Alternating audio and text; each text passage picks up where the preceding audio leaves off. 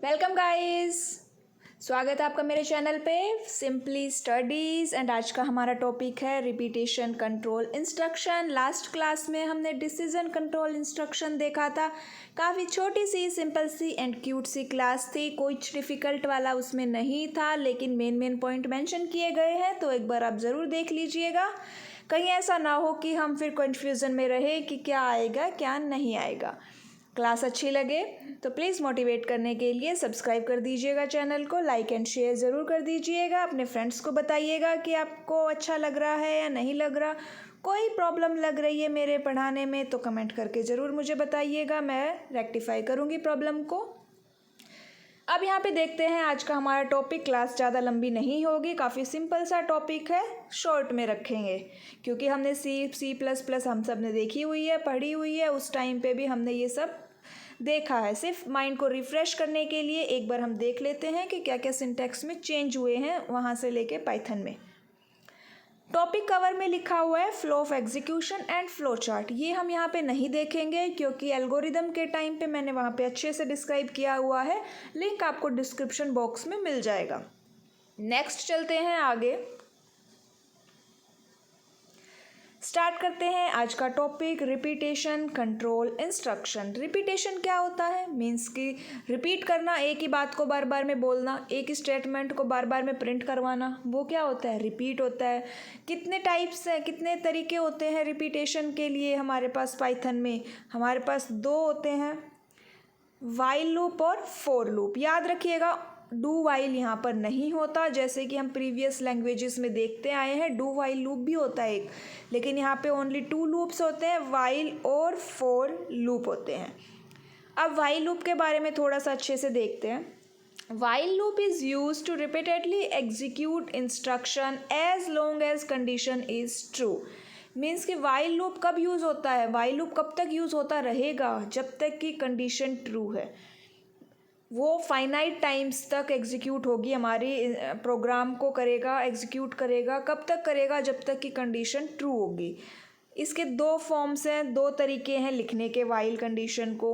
एक होता है नॉर्मल वाइल कंडीशन, आगे क्या है? कोलन। याद दीजिए, देखिए, याद रखिएगा, देखिएगा, कोलन कंपलसरी है। इफ़ एल्स के टाइम पे भी कॉलन लिखा गया था वहाँ पे, वो भी कंपलसरी है। अगर इसको हटा दोगे तो सिंटैक्स एरर आएगा। दूसरा होता है अगर हम एल्स ब्लॉक यूज़ कर दे, जैसे इफ़ एल्स में एक एल्स ब्लॉक था कि अगर इफ़ कंडीशन ट्रू नहीं है तो क्या एग्जीक्यूट करे? वो एल्स ब्लॉक को एग्जीक्यूट करता था। वैसे ही अगर वाइल कंडीशन जब ट्रू नहीं होगी, फॉल्स हो जाएगी, तो वो एल्स स्टेटमेंट को एग्जीक्यूट करेगा। एल्स यहाँ पे ऑप्शनल है पूरी तरह से। अगर प्रेजेंट है तब कब वो एग्जीक्यूट होगा? जब कंडीशन फॉल्स हो जाएगी। इफ़ वाइल ब्लॉक, ये बात थोड़ी ध्यान से देखिएगा। इफ़ वाइल ब्लॉक और loop is terminated abruptly using a break statement then the else block is not executed. मतलब क्या कहना चाह रहा है कि अगर वाइल और फोर लूप को हमने ब्रेक स्टेटमेंट की हेल्प से टर्मिनेट किया है, मीन्स कि फोर्सफुली वो टर्मिनेट हुआ है, तब एल्स ब्लॉक एग्जीक्यूट नहीं होगा। एल्स ब्लॉक कब एग्जीक्यूट होगा? जब वाइल और फोर लूप, दोनों को ही साथ में लेके चलते हैं, वाइल और फोर लूप अपने आप कंडीशन फॉल्स हुई है, उसमें ऑटोमेटिकली कंडीशन फॉल्स हुई है, किसी और दूसरे स्टेटमेंट की वजह से नहीं हुई है, तब एल्स ब्लॉक एग्जीक्यूट होगा।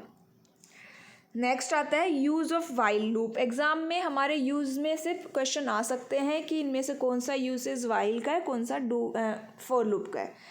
तो वाइल लूप का 3 इसने मेन पॉइंट है। फर्स्ट है repeat a set of statements till a condition remains true. सबसे मेन यूज़, मोस्टली पर्पज़ के लिए यही यूज़ होता है कि repeat statement are unknown number of times, कि हमें नहीं पता कि स्टेटमेंट कितनी बार प्रिंट होगी, तब हम कौन सा यूज़ करेंगे? फोर और वाइल। तब हम वाइल लूप यूज़ करेंगे क्योंकि हमने सिर्फ एक कंडीशन मेंशन कर दी कि if A is equal to 5, तब तक वो वाइल लूप को एग्जीक्यूट करे जब तक कि उसको 5 ना मिल जाए। जैसे ही हमने 5 प्रेस किया वो टर्मिनेट कर जाएगा। तो यहाँ पे वो कितनी बार एग्जीक्यूट करेगा वो हमें नहीं पता। तो मेन यूज़ इसका यही है। इसके अलावा दो और भी हैं, repeat a set of statements a finite number of times. If हम दे कहना चाहें तो या हम प्रिंट करवाना चाहें तो दे सकते हैं is A is less than 5 तक प्रिंट करें। Iterate through a list, string and tuple. We don't know beforehand how many times this statement are to be executed.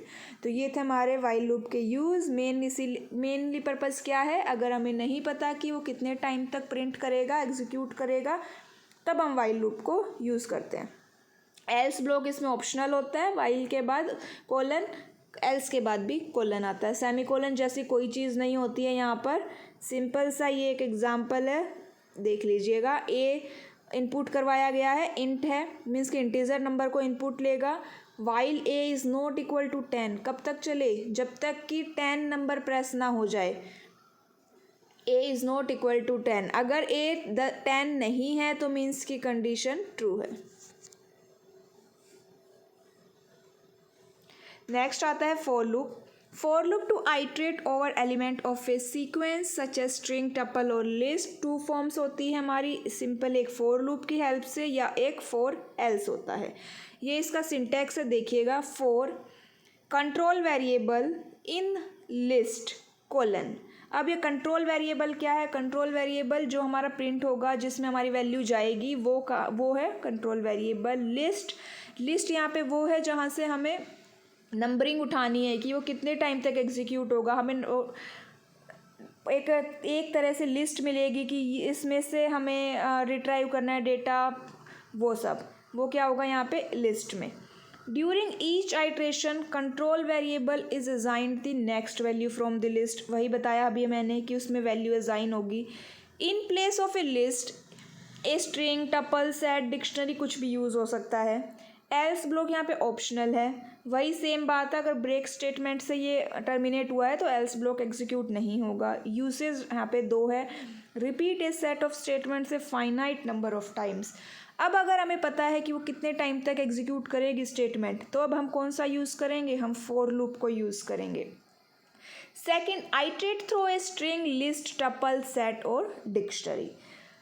अब यहाँ पे एक जो मेन याद देखने वाली चीज़ है, याद रखने वाली बात है, वो क्या है, रेंज फंक्शन।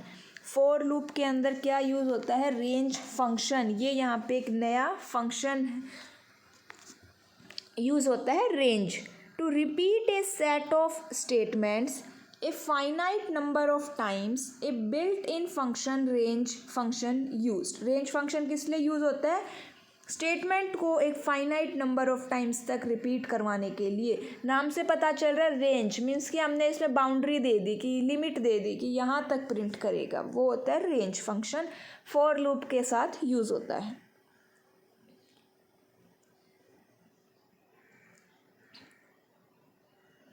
नेक्स्ट आते हैं, एग्जाम्पल दिए गए हैं यहाँ पे कुछ रेंज फंक्शन के। उससे पहले यहाँ पे सिंटैक्स देख लीजिए रेंज फंक्शन का। Range parenthesis start, stop and step, तीन चीज़ें होती है इसके अंदर। स्टार्ट मैंने देखो नीचे लिखा हुआ है इंक्लूसिव, इसका मतलब ये वैल्यू इंक्लूड होगी। स्टॉप के नीचे है एक्सक्लूसिव, मीन्स कि ये वैल्यू को वो इंक्लूड नहीं करेगा। एंड स्टेप यहाँ पे होते हैं कि वो कितना इंक्रीमेंट करेगा उसमें स्टार्ट टू स्टॉप जाने के लिए। अगर स्टेप मेंशन नहीं है तो बाय डिफ़ॉल्ट वो 1 इंक्रीमेंट करता है। स्टार्ट और स्टॉप दोनों ऑप्शनल है यहाँ पे। अगर ये दोनों हमने नहीं प्रिंट किए, लिखे नहीं, इस वैल्यू दी, तो वो क्या करेगा, स्टार्टिंग से लेके एंडिंग तक बाय डिफ़ॉल्ट प्रिंट करवा देगा। यहाँ पे कुछ एग्जांपल्स देखिए। Range function generate a sequence of integer. अगर मैंने रेंज 10 डाली तो 10 क्या है, यहाँ पे स्टॉप है, 0 to 9 तक प्रिंट करेगा। अगर रेंज 10 to 20 है तो यहाँ पे 10 से लेके वो 19 प्रिंट करेगा, क्योंकि 20 इंक्लूड नहीं होता है। अगर 10 22 है तो यहाँ पे वो 10 से लेके 19 तक प्रिंट करेगा, लेकिन 2 के इंक्रीमेंट के साथ, जैसे 10 12 14 16 18। माइनस में भी कर सकते हैं, अगर 20 10 -3 है तो माइनस के साथ वो शो कर देगा। तो इस तरह से रेंज फंक्शन को हम कर सकते हैं। कंपलसरी नहीं है, स्टार्ट वैल्यू नहीं दोगे तो वो बाय डिफ़ॉल्ट 0 मानेगा। स्टॉप वैल्यू नहीं देंगे तो बाय डिफ़ॉल्ट वो लास्ट के जो एंड वैल्यू है वो मानेगा। जैसे इसके अंदर एक ऐसी स्ट्रिंग के अंदर अगर हम कहें कि ABC है तो 0 1 2 लास्ट मानेगा। स्टेप अगर मेंशन नहीं करेंगे तो बाय डिफ़ॉल्ट वो 1 मानेगा। अब यहाँ पे ये एग्जांपल है कि रेंज को हमने 4 के साथ कैसे यूज़ किया। तो 4 आई वो हमारा कंट्रोल वेरिएबल हो गया। इन रेंज हमने दे दी 1 10 2, 1 यहाँ पे स्टार्ट है, 10 स्टॉप है और 2 का इंक्रीमेंट है एंड कोलन प्रिंट आई। तो क्या प्रिंट करेगा देखिए यहाँ पे, ये करेगा स्टार्टिंग में 1 है तो 1 प्रिंट कर दिया। उसके बाद 2 का इंक्रीमेंट है यहाँ पे, कितना हो जाएगा 3, फिर ये 3 प्रिंट करेगा, फिर 2 का इंक्रीमेंट 5, फिर 7 एंड फिर 9, फिर 11। अब 11 यहाँ पे 10 से एक्स्ट्रा है तो वो प्रिंट नहीं करेगा। ऐसे ही सेकंड एक अगला एग्जांपल है 4 कैर इन चेल्शा, प्रिंट कैर। तो यहाँ पे ये क्या करेगा, यहाँ पे सारे लेटर्स को मेरे को ये प्रिंट करके दे देगा लाइन बाय लाइन, CHEALSH से पूरे कैरेक्टर को। अगर यहाँ पे लिखा है 4 animal in cat dog tiger, ये एक लिस्ट है, प्रिंट एनिमल्स, तो इसकी आउटपुट क्या आएगी, इसकी आउटपुट आएगी कैट डॉग टाइगर। ये आप रन करके देख लीजिएगा अपने पाइथन सॉफ्टवेयर पे कि अगर इनकी आउटपुट यही आती है। नहीं, अगर आप रन करके देखेंगे तो ही आपको अच्छे से समझ में आएगा। मेरा लिखा हुआ देखेंगे तो फिर शायद आपका रटने वाली चीज़ हो जाएगी। इसी तरह से ये 4th एग्जांपल है, यहाँ पे डिक्शनरी है, ये एक प्रिंट क्या करवा रहे हैं, की करवा रहे हैं, तो A1 A2 प्रिंट कर देगा। नेक्स्ट हमारा आता है ब्रेक एंड कंटिन्यू स्टेटमेंट। ये दोनों ही वाइल और फॉर लूप के साथ यूज़ होती है। ब्रेक स्टेटमेंट यूज़ होती है हमारे लूप को टर्मिनेट करने के लिए without executing else block. And continue क्या करता है, continue statement skips the rest of the statement in the block. Means कि अगर कंटिन्यू आ गया और उसके नीचे 3 स्टेटमेंट और लिखी हुई थी तो वो उनको स्किप कर देगा। And continues with the next iteration of the loop, और स्टार्टिंग से फिर से स्टार्ट करेगा। तो ये थी ब्रेक और कंटिन्यू स्टेटमेंट। इतना आपको समझ में आ रहा होगा, कोई ऐसी समझ ज़्यादा दिमाग में जोर डालने वाली बातें नहीं है इसमें, काफ़ी इजी सा है, सिंपल सा है। एक बार देखोगे, रीडिंग लोगे तो भी समझ में आ जाएगा। टाइम कम है हमारे पास, सिलेबस ज़्यादा है, तो थोड़ी सी स्पीड आप भी इंक्रीज़ कीजिए, थोड़ी सी मुझे भी करनी पड़ेगी। दोनों मिलके करेंगे, हम सब मिलके करेंगे तो अपना सिलेबस कवर हो जाएगा 30 अगस्त तक। उसके बाद हम रिवीजन लेंगे अपना। नेक्स्ट आता है, इसमें नोट लिखा हुआ है, मीन्स थोड़े छोटे से पॉइंट है। जैसे एंड है, एंड क्या है, print A space after printing I in each iteration. यहाँ पे क्या प्रिंट करेगा, ये स्पेस। अगर हम इस तरह से स्टेटमेंट लिखते हैं तो एक स्पेस देगा। बाय डिफ़ॉल्ट वो न्यू लाइन में ले देता है। एम्प्टी प्रिंट फंक्शन क्या करता है, हमें positions the cursor at the beginning of the next line के स्टार्टिंग में आ जाता है।